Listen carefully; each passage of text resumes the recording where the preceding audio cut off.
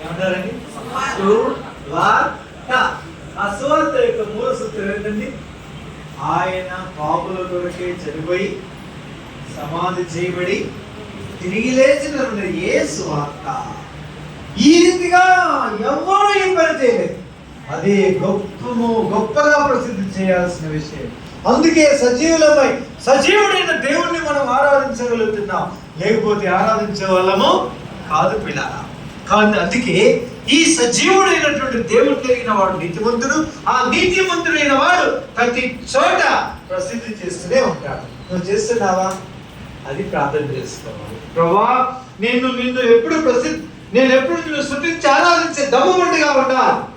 రెండవది, ప్రభువా, నేను ఈత మట్ట పట్టుకుని వచ్చి ఈత జాతికి సంబంధించినటువంటి ఈత వృక్షాల యొక్క పండ్లన్నీ కలిగి ఉండి నీ పాదాల దగ్గరికి రావాలి తండ్రి అని ప్రార్థన చేసుకోవాలి. అంటే ఈత పండు, తాటి పండు, కొబ్బరి పండు, ఇంకా అన్ని పనులు, ఇంకా పొడుగు చెట్లు, ఈ యొక్క విస్తరించక ఆకాశం వైపు చూస్తూ ఎదుగుతూ ఉన్నటువంటి అన్ని చెట్ల పనులు కలిగి నేను వస్తున్నాను సార్ అని చెప్పగలిగే వారిగా ఉండాలి.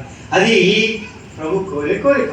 అందుకే మనం ఈ ఈత చెట్ల యొక్క ప్రాముఖ్యత మనం ఏం చూస్తున్నామంటే, నీతిమంతుడైనటువంటి వాడు ఏం చేస్తాడు అంటే ప్రసిద్ధి చేసే దివ్యమైన లక్షణాన్ని కలిగి ఉంటాడు. ప్రసిద్ధి చేసే దివ్యమైనటువంటి లక్షణం. ఆ ప్రసిద్ధి చేయడం అంటే ప్రకటించడం, సువార్త చెప్పడం. అంటే అర్థం ఏంటంటే ఆశ ఉండాలని. తప్పనిసరి ఏం చేస్తాడు దేవుడు? మన ఆశయంలో ప్రాణాలు చేశాడు. అంతేనండి. అందుకే ఆశగా వస్తున్నా, ఎన్నో కోరికలు కోరుకుంటున్నా, నా యేసయ్య వరాల ముళ్ళే నా అక్కరలన్నీ తీరుస్తున్నాడు, నా మొక్కులన్నీ తీరుస్తున్నాడండి. చాలా మంచిది. నీ మొక్కు తీరుస్తున్నాడు. ఆయన మొక్కు ఇప్పుడు తీర్చినావా నీవు? ఆయన మొక్క అంటే ఏంటి? ఆయన ఆశ ఎన్నడైనా గమనించావా? ఈ ప్రార్థన నువ్వు చేస్తావా? నేనైతే from the beginning when I born again, నేను ఎన్నడైతే రక్షింపబడ్డానో, రక్షింపబడ్డ